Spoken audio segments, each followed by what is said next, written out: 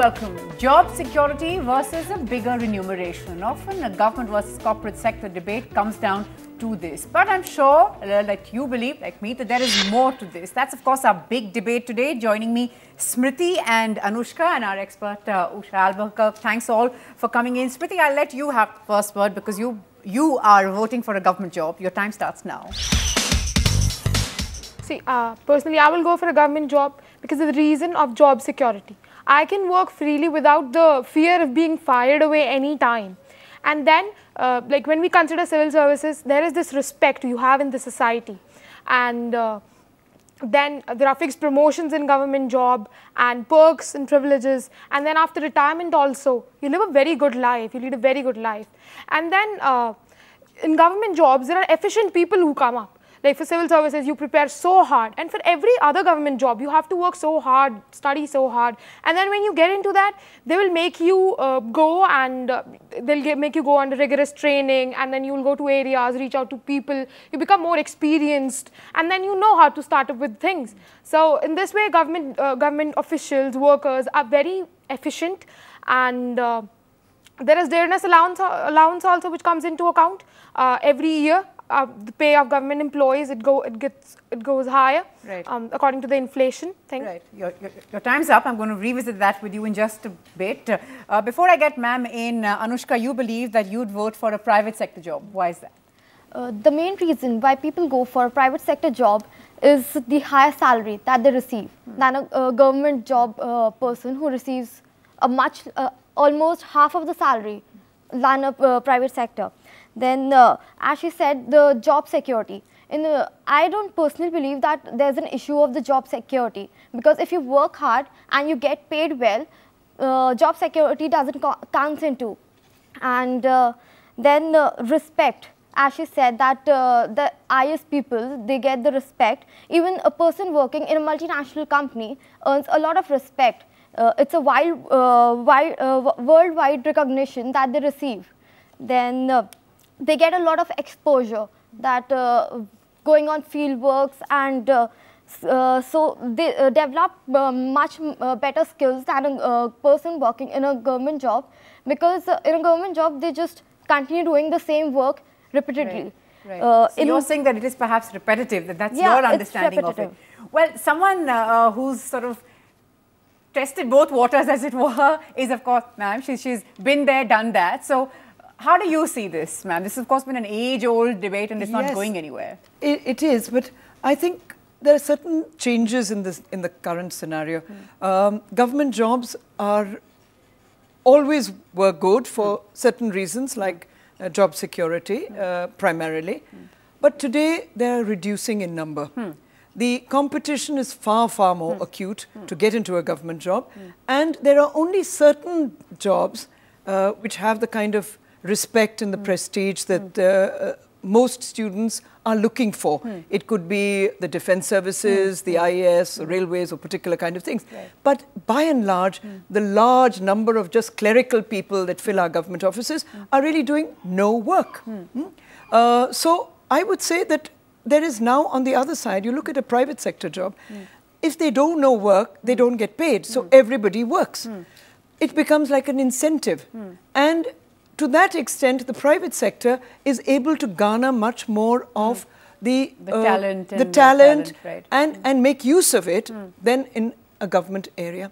And specifically, I would say the job security is actually a handicap. The moment you have job security, you're not working at your peak, because you're working towards looking at, irrespective of what I do, I will not lose my job. Right. And therefore, there are certain things that go against you know, wanting to rock the boat on certain issues. So I would say, while there are things to be said to both, the private sector, in fact, for large number of students, is far more attractive. Right. And when I see young people today, they are much more willing to try out private sector jobs, not only for the high salary and the perks, but because they feel, I have a certain talent, I will get exposure for it, I will have a better working environment. I will be able to challenge of it. Challenge of that. And irrespective of the job security, it is what I do and what I'm able to build up. Right. That is the security I have. Right. It's the skills and the learning I have, Right. not necessarily having it in a government job. Smriti, respond to that. Those who say that job security is perhaps overrated and like Usha is making the point here, often counterproductive.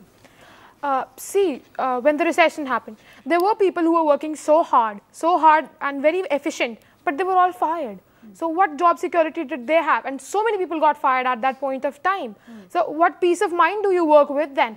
Plus in a government job, whatever might be the situation in the economy, you have to work for a certain time, you get paid and you are secure that I have this job. But in private sector, that can be true for a normal economic situation, that if you work hard, your skills are good, you will not be fired. But when you consider the economic turns, you may be fired any time. There is no surety about that. And a person who has been fired will know better about it than us. No, I don't doubt when you get fired, it is a bad time for you. But what the lessons many people learned when they were fired, and many came to me when we were doing some counseling, many of them felt, this is a good time to retrain. They went back into training and said, can I retrain? They also had the experience of what they'd done, which enabled them to look anew at what they could do. And third, they had enough put by that they could actually say, this is actually good for me to take a break, look at what can I do and look at something in the future. I'm not saying it's an ideal situation. Right. I don't doubt it. It is difficult. And for a large number of people, it can be tough. But I think what is important is to look at what skills have I built up that will enable me to go into maybe looking at other opportunities. Right. And when I look at a developing country like India, where we have so many opportunities, I think we are losing a large part of good talent going into jobs which they may not be suitable for. Because that's the other thing. It's a very generalist kind of job that you do in government. Right. You do not take, like somebody who may join the civil services, they come from backgrounds like doctors and engineers who never get to use their technical skills or their medical skills that they've learnt. Whereas if you can use them in the private sector, you actually use the skills that you've developed for. Right. So there are various things that can be said. And I think this is the era when I believe we really should promote the private sector and encourage more young people to go in and use their talents efficiently. I don't think government makes very efficient use of individual talent. Right. Anushka, respond to this. There are lots of people who sort of been writing in to say, there are still families who say sarkari naukri is the best naukri. Yeah. So that's, of course, a mindset that we have, and breaking away from it, I guess, will take its own sweet time. But there are, of course, all those youngsters like you are standing up and saying, no, a private job works better for me. How do you counter that? A private job, you get so much paid. You can save a lot from a private job. You can save half of the money. And the notion that go for government jobs by parents is just because you get a better job security. But and also you get a lot of privileges, like whether it be for travel and all, you get a lot of privileges. But now families do think that private, because they get a lot of money paid.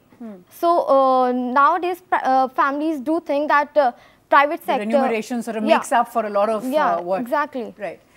Also, Smriti, I want to ask you, lots of people we know when we were researching this topic said that the good thing about the private sector, and there were lots of good things said about the government sector also, let me quickly clarify, but the good thing about the private sector, they said, was that it really rewards merit. So when you sort of talk about a sarkari naukri, a government job, is that ever a concern that, it's not always, it doesn't sort of reward merit or doesn't encourage people with merit, doesn't encourage talent in the same way? See, it depends upon the very section of the governance you're asking about. First of all, corruption has its deep roots into it. So efficient people are not very well rewarded. That's something we have to look into. And efficient people are simply thrown away from the government jobs. That is something we are, as citizens, responsible for, the people who are in corruption. And see, according to, if you're talking about merit, my father is in police. So the people in police, so people who solve cases fast, who have caught a lot of thieves, and So they are very much, their efforts are appreciated by the Haryana government, and then they are actually awarded certain trophies on the national level also. And that is not just with the police sector, that is with the other sectors too. If you're working very well enough, it's not that a lot of people are appreciated, but the very, very efficient ones, they appreciated very much, and they were given awards and very less amount of monetary incentives, if we consider. So there's not a lack of monetary appreciation in the government sector. You have to be very efficient enough in order to claim it.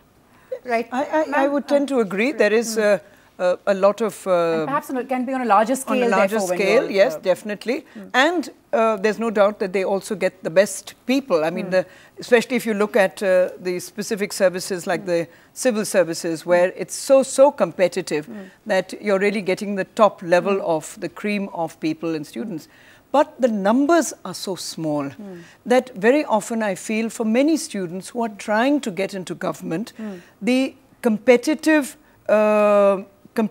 of the whole selection system is so acute. To get into a government job requires many, many years of study put in, and then at the end of it, you may not qualify, even though you may be the most meritorious of the students, because the selection process is so difficult and the numbers are so small that they actually select. So, when about 3-4 lakhs that sit for a competitive exam and only 700-800 to 1,000 are selected to 32 civil services, that is, a very, very small number. Coming back to perhaps just the cream or the best again. Then get in. But, for many who are trying, what happens, and I always say, always have a fallback option. So if you're looking for a government job, I would say, look at alternatives so that even if that doesn't work out, you have some other way of alternatives.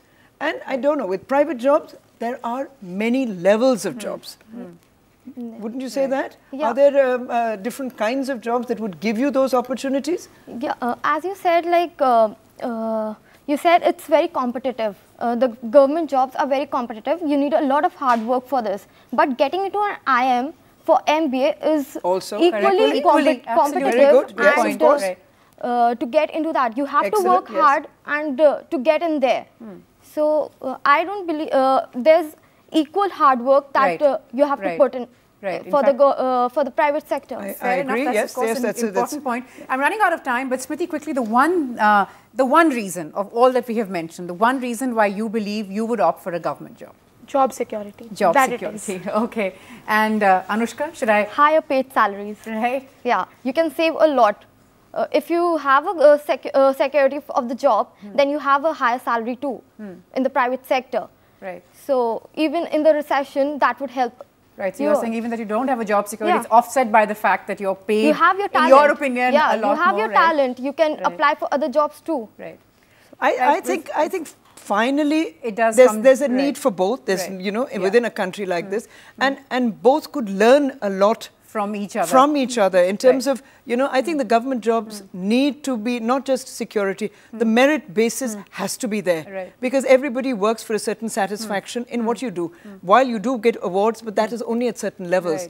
For the regular run-of-the-work worker, they require some satisfaction from what they do. And that Sarkari shouldn't be a bad word or sort of, And the private sector can enhance the security that, people can get within the kind of job. So I think there's something to be said for both, but...